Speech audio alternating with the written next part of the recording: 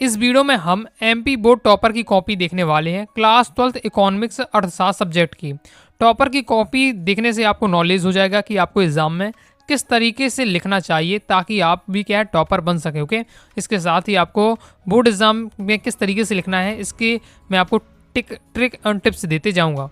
तो देख लेते हैं जिस टॉपर की हम कॉपी देखने वाले हैं। इस टॉपर के क्या है 80 में से 79 नंबर है, केवल एक नंबर कटा हुआ है। ओके, तो देख लेते हैं आपको एग्जाम में किस तरीके से लिखना है। और ये जो टॉपर की कॉपी है एमपी बोर्ड एग्जाम 2024 की टॉपर की कॉपी हम देखने वाले हैं। तो सबसे पहले दोस्तों आपको किस तरीके से लिखना है, प्रश्न क्रमांक पहले का उत्तर, प्रश्न क्रमांक दूसरे का उत्तर, इस तरीके से आपको हेडिंग डालना है। ब्लैक और ब्लू पेन का यूज करना है। ब्लैक पेन का यूज करना है आपको केवल हेडिंग के लिए, ब्लू पेन से आपको आंसर लिखना है। तो लिखना है प्रश्न क्रमांक पहले का उत्तर, ये और लिखिएगा उत्तर भी आपको लिख रहे हैं तो आपको लिखना है प्रश्न क्रमांक पहले का उत्तर। फिर आपको क्या क्रम से आपको आंसर देना है। और वैसे भी दोस्तों आपको क्या है यहाँ देखिए स्टूडेंट ने एक भी लाइन नहीं छोड़ी है, एकदम सटा के सभी आंसर दे दिए। लेकिन आपको क्या है एक एक लाइन छोड़कर आराम से आप लिख लीजिएगा। एक पेज में आपको एक क्वेश्चन क्या है कंप्लीट कर दीजिएगा, फिर दूसरा क्वेश्चन है आपको दूसरे पेज से करिएगा। ओके, बाकी एक स्टूडेंट ने क्या है एक भी लाइन नहीं छोड़ा, डायरेक्ट सटा कर लिखा है तो एक ही पेज में उसने दो क्वेश्चन कंप्लीट कर दिए। ओके, और राइटिंग की हम बात करते हैं तो राइटिंग का इतना ज़्यादा महत्व नहीं है, लेकिन बस आपको राइटिंग इतना लिखना है। ओके, देखिए राइटिंग का महत्व तो यही है, अगर आप बहुत अच्छी राइटिंग से लिखते हैं तो टीचर प्रसन्न हो जाएगा। ओके, और क्या है खुशी कई बार नंबर दे देता है। लेकिन अगर आपकी राइटिंग इतना अच्छी नहीं है तो टेंशन नहीं लेना है कि ऐसा नहीं कि आपके राइटिंग के कारण नंबर कट जाएंगे। हाँ, राइटिंग आपको केवल इतनी लिखनी है कि टीचर को अच्छी से समझ में आ जाए कि क्या लिखा हुआ है।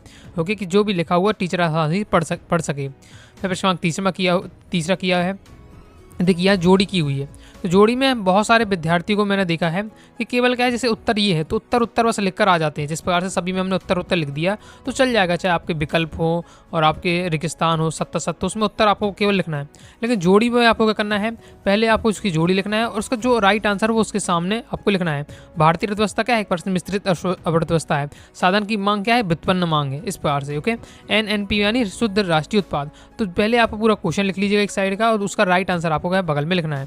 फिर सत्ता किया गया है। फिर प्रश्न क्रमांक 5वां यानी एक वाक्य वाला किया है। अब यहाँ देखिए टॉपर ने क्या जो आंसर है केवल आंसर बस आपको लिखना है। आपको देखिए टॉपर है, टॉपर को पहले से पता था कि हाँ मेरी बहुत ज़्यादा स्पीड है और आसानी से मैं 3 घंटे में, क्योंकि कई बार प्रैक्टिस की होगी घर पर, तो उसे पता कि 3 घंटे में आसानी से मैं पूरा कंप्लीट कर लूँगा और उसे एकदम रटा था पूरे सभी क्वेश्चन के सॉल्यूशन।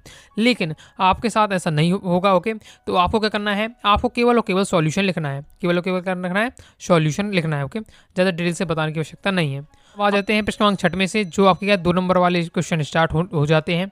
तो भोक्ता वस्तु किसे कहते हैं ये पूछा गया होगा, तो भोक्ता वस्तुओं को बताया गया है, किस प्रकार से बताया गया और फिर लास्ट में क्या है उदाहरण देकर भी समझाया जा रहा है। इकोनॉमिक्स में बात करते हैं तो जितना भी संभव हो सके आपको क्या है कोई भी चीज़ आपको समझाना है तो उदाहरण देकर जरूर समझाना है। जिस भी टॉपिक में आप समझा सकते हैं उदाहरण देकर आपको समझाना है। भले आपकी परिभाषा 2 ही लाइन का है लेकिन उदाहरण आपको देना ही है। ओके, तो फिर नेक्स्ट आपका प्रश्न क्रमांक 7वां मुद्रा की मांग पूछी गई, तो मुद्रा की मांग के बारे में दिया हुआ है। और जब भी दोस्तों आपका क्वेश्चन कंप्लीट हो जाए तो आपको है इस प्रकार से 2 लाइनें जरूर खींच देना है। एक सॉल्यूशन आपका कंप्लीट हुआ, आपने 2 लाइन खींच दी, इससे क्या हो जाता है आप स्पष्ट देख सकते हैं कि लाइन खींच गई, यानी अब क्या है नया क्वेश्चन का सॉल्यूशन दिया जा रहा है, तो अलग ही कॉपी देखने में लगती है। ओके, इस बार देखिए प्रश्न क्रमांक 8वां किया गया है, सट्टा उद्देश्य के बारे में पूछा गया, तो सट्टा उद्देश्य कंप्लीट हो गया तो 2 लाइन खींच दी, तो टीचर को भी आसानी हो जाती कि हाँ इसका क्या है एक आंसर क्या कंप्लीट हो गया है, तो टीचर पूरा आकलन करके तुरंत आपको क्या नंबर दे देता है। फिर प्रश्न क्रमांक 9वां किया गया है, समग्र मांग के बारे में पूछा गया था, तो समग्र मांग के बारे में दिया हुआ है, तो आप देख सकते हैं स्पष्ट तरीके से लिखा हुआ है। फिर प्रश्न क्रमांक 10वां जिसमें सीमांत बचत प्रवृत्ति एमपीबीएस के बारे में पूछा गया था, तो सीमांत बचत प्रवृत्ति के बारे में बताया जा रहा है। फिर उसका क्या है फॉर्मूला भी लिखा हुआ है और ये देखिए मैंने यहाँ फॉर्मूला दिखा हुआ है। जब इस बार का फॉर्मूला लिखे तो आप क्या है हो सके तो आप क्या कोष्टक भी बनाकर आपको उसको अंडरलाइन कर देना है। फिर नेक्स्ट है बॉक्स बनाकर आपको क्या है अंडरलाइन कर देना है। फिर नेक्स्ट प्रश्न 11वां किया गया है सरकारी बजट, तो सरकारी बजट के बारे में दिया हुआ है और यहाँ इस डॉट करके है पॉइंट मेंशन किए गए हैं। इस क्रमांक 12वें का उत्तर किया है, मांग के बारे में क्वेश्चन था तो मांग के बारे में पूरा बताया जा रहा है। अब यहाँ देखिए मांग का जो बताया जा रहा है 1-2 लाइन में समझा दिया गया है, लेकिन उदाहरण आप देखिए कितनी बेहतरीन तरीके से दिया हुआ है। तो जहाँ तक संभव है पर ओके आपको क्या है परिभाषा आप 1 लाइन में लिख दीजिए, लेकिन उदाहरण आपको 4 लाइन 5 लाइन में भी आपको अगर आपका जा रहा है तो जाने दीजिए। ओके, क्योंकि परिभाषा में कोई भी चीज़ अभी अर्थशास्त्र में, अभी इकोनॉमिक्स में आप टॉपिक तैयार करते हैं तो आप जब परिभाषा पढ़ते हैं कहीं से भी तो आपको ज़्यादा इतना समझ में नहीं आता है, लेकिन जब उसका उदाहरण पूरा डिटेल से समझते हैं तभी आपको क्या समझ में आता है। क्योंकि इकोनॉमिक्स सब्जेक्ट ऐसा सब्जेक्ट कि आपको उदाहरण के माध्यम से अच्छे से समझ में आएगा वो टॉपिक। ओके, तो उदाहरण आप भी आपको क्या है देना है।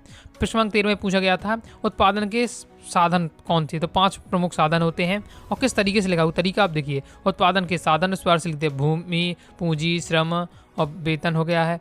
ओके, और उद्यमी, तो ये क्या है उत्पादन के साधन है। फिर प्रश्न 14 सप्राप्ति के बारे में पूछा गया, तो सप्राप्ति के बारे में दिया हुआ है। प्रश्न 15 समष्टि अर्थशास्त्र के बारे में पूछा गया था, तो देख सकते हैं किस प्रकार से। और समष्टि अर्थशास्त्र के बारे में पूछा गया तो एक आपको क्या अर्थशास्त्री अनुसार जरूर परिभाषा देनी है। चाहे व्यष्टि अर्थशास्त्र के बारे में है, समष्टि अर्थशास्त्र के बारे में है, किसी भी टॉपिक परिभाषा आती है तो आपको किसी न किसी अर्थशास्त्री के अनुसार अगर आप परिभाषा दे सकते हैं तो जरूर दीजिएगा। इससे आपको क्या तुरंत ही टीचर आपको नंबर दे देंगे। इसके बाद प्रश्न 16 किया गया है खुली अर्थव्यवस्था स्वायत्त खर्च बंद अर्थव्यवस्था की तुलना में छोटा होता है क्यों, तो पॉइंट वाइज पॉइंट यहाँ समझाया जा रहा है। और फिर इसको भी क्या है पूरा देखिए एकदम उदाहरण के साथ पूरा यहाँ मेंशन किया जा रहा है। प्रश्न 17 किया है सकारात्मक आर्थिक विश्लेषण के लक्षण पूछे यार, विशेषताएं पूछी जा रही, तो ये पॉइंट वाइज पॉइंट दी हुई है। प्रश्न 19 मितव्ययिता का विरोधाभास पूछा गया था, तो मितव्ययिता का विरोधाभास दिया हुआ है, मितव्ययिता के विरोधाभास को बताया जा रहा है। इसके बाद प्रश्न 18 बाजार संतुलन किया है, तो बाजार संतुलन। और जब भी दोस्तों आप अथवा वाला क्वेश्चन करें तो आपको मेंशन जरूर कर दीजिएगा कि आप क्या अथवा वाला यहाँ क्वेश्चन कर रहे हैं, तो इस बात को आपको मेंशन जरूर करना है। ओके, और डायग्राम भी देख सकते हैं कितना स्पष्ट बना हुआ है। ओके, इसके बाद प्रश्न 20 में किया मुद्रा के कार पूछे गए थे, तो मुद्रा के कार पहले तो होता है तालिका के माध्यम से बता दिए मुद्रा के प्राथमिक कार होते हैं, गौण कार होते हैं। प्राथमिक माध्यम कार कौन कौन से, विनिमय का माध्यम, मूल्य का मापन, ये सब हैं प्राथमिक कार। गौण कार के अंतर्गत कौन कौन सी कार आते हैं, मूल्य का संचय, मूल्य हस्तांतरण, ये सब आते हैं। फिर उनको क्या डिटेल से बताया गया क्योंकि लॉन्ग टाइप का क्वेश्चन है। ओके, तो प्राथमिक कार। ओके, फिर इसके बाद प्राथमिक कार में विनिमय का माध्यम, मूल्य का मापन वो समझाया जा रहा है। फिर गौण कार, मूल्य का संचय, मूल्य हस्तांतरण और स्थिति सौदे का भुगतान ये बताया जा रहा है। प्रश्न 21 किया गया है, प्रश्न 22 किया गया है, किस तरीके से किया है आप देख सकते हैं। फिर प्रश्न 23 पूर्ति और पूर्ति को इसे प्रभावित करने वाले, पूर्ति को प्रभावित करने वाले कारक दिए हुए हैं, तत्व दिए हैं। तो आप देख सकते हैं कितने सिंपल और साधारण तरीके से आप देख सकते हैं टॉपर ने किस तरीके से एग्जाम में लिखा हुआ है। ओके, तो सबसे पहले तो आपको यही शर्त होती है कि आपको है किसी भी टॉपिक के बारे में अच्छे से आपको जानकारी हो तो आप आसानी से उस क्वेश्चन को कर ले जाएंगे। तो आपको अच्छे से तैयारी करना है और चीज़ आप समझ रहे हैं तो आपको उदाहरण के साथ आपको अच्छे से तैयार करनी है। और एग्जाम में जब आप लिखें उसको कोई भी चीज़ आपसे टॉपिक पूछी जाती है तो उसको उदाहरण के साथ आपको क्या है वहाँ लिखना है आपको कॉपी में। ओके, तो आपको क्या नंबर मिलने के हाई चांस हो जाते हैं। तो आइए दोस्तों आप समझ गए होंगे किस तरीके से आपको एग्जाम में लिखना है। बाकी दोस्तों आप प्रॉपर तैयारी करना चाहते हैं तो प्ले स्टोर से अनुराग सारी क्लासेस का ऐप डाउनलोड कर लीजिएगा और वहाँ से दोस्तों आपको कॉमर्स ब्रह्मास्त्र बैच जरूर ज्वाइन कर लीजिएगा, जिससे आपको ऑल सब्जेक्ट के कोर्स में ज्वाइन हो जाएगा। ऑल सब्जेक्ट का आपको क्या है मटेरियल मिल जाएगा और कंप्लीट तैयारी वहाँ से आप कर सकते हैं। वीडियो पसंद है लाइक और सब्सक्राइब जरूर कर दीजिएगा। इसके साथ ही टेलीग्राम चैनल व्हाट्सएप चैनल को जरूर ज्वाइन कर लीजिएगा। मिलते हैं नेक्स्ट वीडियो में, तब तक के लिए बाय बाय।